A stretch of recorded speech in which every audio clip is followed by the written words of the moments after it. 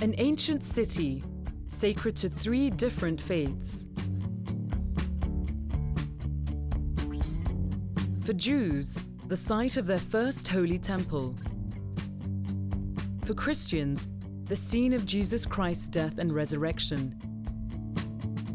And for Muslims, the location of the Prophet Muhammad's ascent to heaven. This could only be one place, Jerusalem. The visitor to Jerusalem cannot help but be overwhelmed by the city's history and its religious significance to Muslims, Christians, and Jews. But this beautiful city is also a tragic one, fought over for centuries and coveted by millions who've never set foot in it. Jerusalem is the focus of an ongoing and seemingly irresolvable conflict. Everything here is overshadowed by politics, even that most basic of things, food.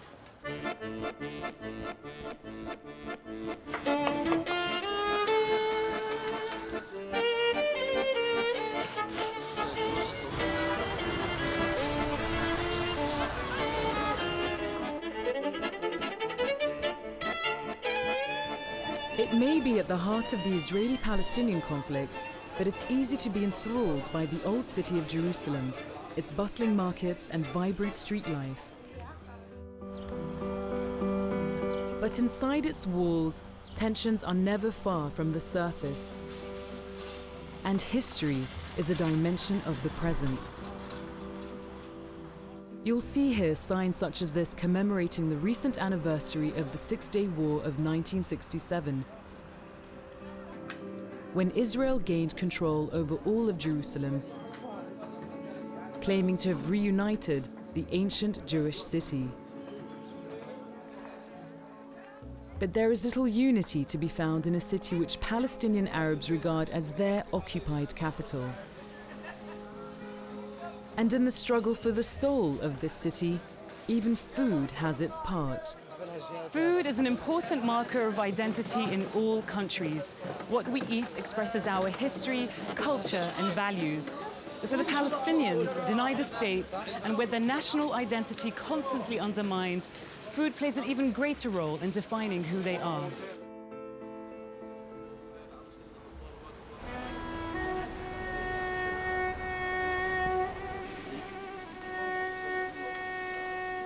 The food on sale here, snacks such as falafel, as well as olives, nuts, and sweets, will be familiar to anyone who's visited Arab cities like Damascus, Amman, or Cairo. But the appearance of uniformity can be deceptive, for Palestinians have put their own distinct mark on many dishes. I arranged to meet anthropologist and local food expert Ali Klebo to find out more. This is my favorite place. It's 50 years old at least. They used to sell many kinds of food before, like 22 meals, and hummus for the morning. But after the Intifada, they stopped the other meals and only keep the hummus. Business at Abu Ali restaurant suffered as a result of the first Palestinian uprising, or Intifada, of 1987. And the restaurant today focuses on the one dish it's become famous for, hummus. The recipe is simple. Boiled chickpeas are ground to a paste. This is then mixed with flavorings, salt, olive oil, lemon juice, garlic, and tahina sauce made from ground sesame. And it's in the precise mix of these flavorings that Abu Ali's art shines through. So this hummus is extremely special because of the amount of lemon. Just taste it, and you'll see that the first taste that comes to your mouth is that of the lemon. This particular basic recipe exists from Iraq, all along the Fertile Crescent, Lebanon, Syria, Jordan, Palestine, and we all use it, but in different combinations. The Palestinians favor the lemony taste. Of course, in Egypt, tahina sauce dominates over the hummus, so we don't like it, because in Syria, they don't put the lemon the way we do. They put more hummus.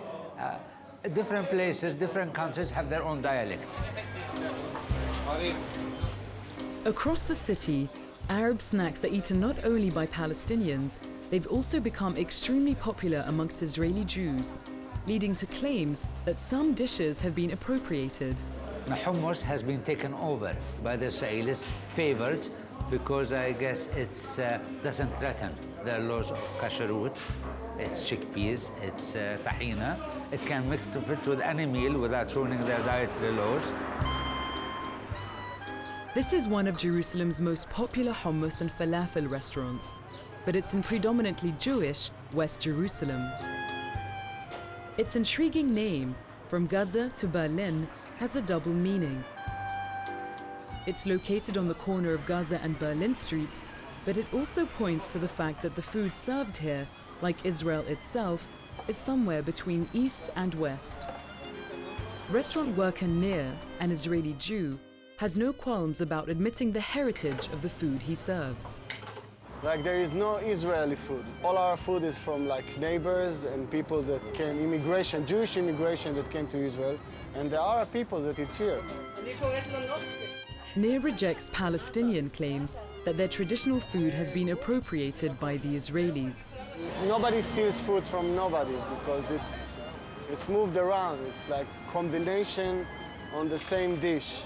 It's like even the hummus in England, you make the hummus to the English taste.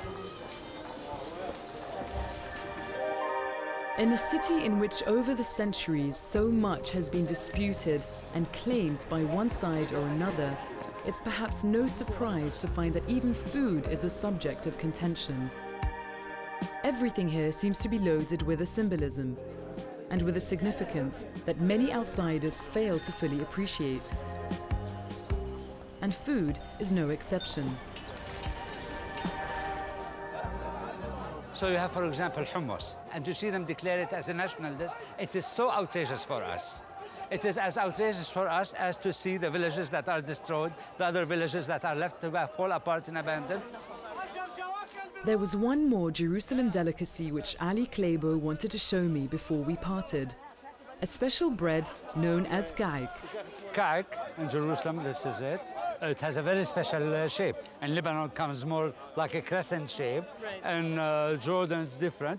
But the best thing about the Jerusalem ka'ik, it's, what do you call it? It's crunchy from the outside, it's soft from the inside. Taste it. Look at this. Very, very good. We eat it with za'atar. The herb za'atar, or thyme in English, has been picked by the Arabs of Palestine and the Levant for centuries and used as a condiment for bread and other snacks. And Palestinians are certainly proud of it. But even the simple herb has found itself drawn into the ongoing Israeli-Palestinian conflict. For Israel has outlawed the traditional practice of picking wild za'atar in order, it's claimed, to protect the species of plant. But in a land disputed by two peoples, even a simple conservation measure can have consequences. As I was to find out the following day when I traveled north to the Galilee region to meet with an Arab who's been caught out by the law. Each year on Independence Day, I take my mother to collect za'atar near her old village. On this occasion, I was gathering a small amount for her when a guard came up to me and told me what I was doing was against the law. He took me to his car, where another man had already filled in some papers. He told me to sign them and said I had a fine for 660 shekels. My mother is 86 years old. When she realized what was going on, she got very angry. Why should we pay 660 shekels for picking za'atar on our own ancestors' land? She told the guard that in that case she was going to go and pick 660 shekels worth of za'atar herself, but he told her he'd get the police on her if she did. Despite the Israeli prohibition of picking wild za'atar, a group of Arab women have found a way of preserving the Palestinian tradition of za'atar cultivation. This is a za'atar plant, well known to all Arabs. We used to pick it up once a year, either in April or May, from the mountains. However, 3 years ago, we started a project to plant it down here. So now we have za'atar all year. At the beginning, there were 11 of us, but now there are fewer. We didn't expect it to be such hard work, and some of the women couldn't take it physically. the group was formed to provide the women with an independent means of income, an aim which has had only limited success. The money the women make from selling the za'atar allows them to rent the land on which it grows, but there is little left over for future investment or for them. Despite all the effort we see ourselves putting in, the only benefit from it is that it allows us to put food on the table. One day, the women would like to expand their business and open a factory. But for now, the za'atar production takes place in the home. First, it's left to dry out. The leaves are then removed, sieved, and mixed with salt, sesame seeds, and sumac. This fragrant powder is used to prepare a quintessentially Arab snack, manaish, bread toasted with za'atar and olive oil. Back in Jerusalem, I began to learn that the issue of the Israeli appropriation of Palestinian food is more complex than it first appears. For almost half of Israelis come from Middle Eastern backgrounds, their parents or grandparents having lived alongside Arabs in countries such as Iraq, Morocco, and Yemen until the turmoil of the 20th century and the creation of the State of Israel. And to this day, many Mizrahim, as these Oriental Jews are known, continue the habits and customs which they know from having lived in Arab lands. But it's in the food they eat that we can find the biggest clue to the Oriental origins of so many contemporary Israelis. This Jewish restaurant specializes in Iraqi Kurdish cuisine. The stews, soups, and salads on offer are typically Middle Eastern. مجدرة تعالي جيفين كوبنو بلسية مو ملايم تكشو تعوف شكشوكة. The dishes are a reminder of the shared history and culture of many Arabs and Jews, something easily forgotten in today's divided politics.